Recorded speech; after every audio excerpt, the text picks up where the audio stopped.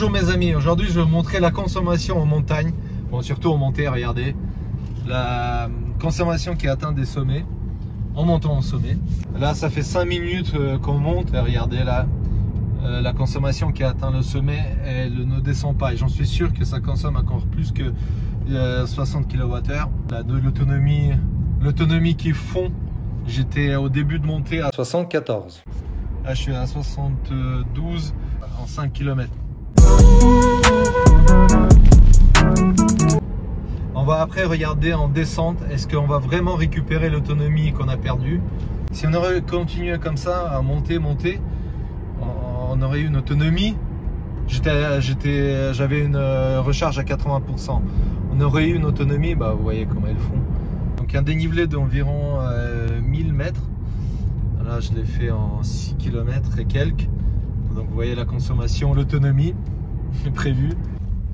On commence à redescendre. Et là, l'autonomie commence à grimper.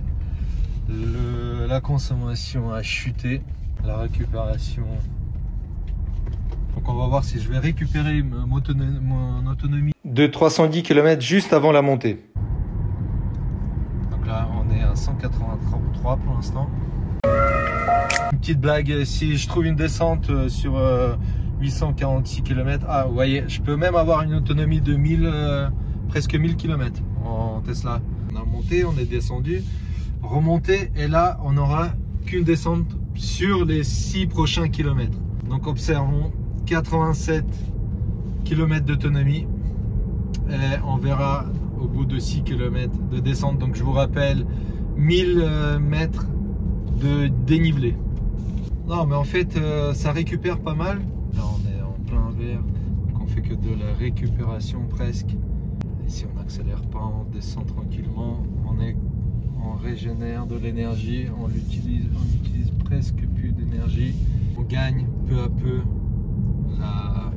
l'autonomie. C'était à 69, là c'est monté à 70. Et je vous rappelle, la montée, je l'ai commencé à 74. Voilà, avec la magnifique vue devant nous.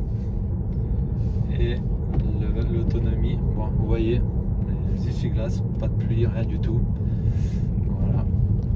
Ah, merci, c'est peut-être peu pour la vue, il dégage la vue, je sais pas. En résumé, donc nous avons récupéré 277 km d'autonomie. Donc je vous rappelle, au début de la montée, on était à 310.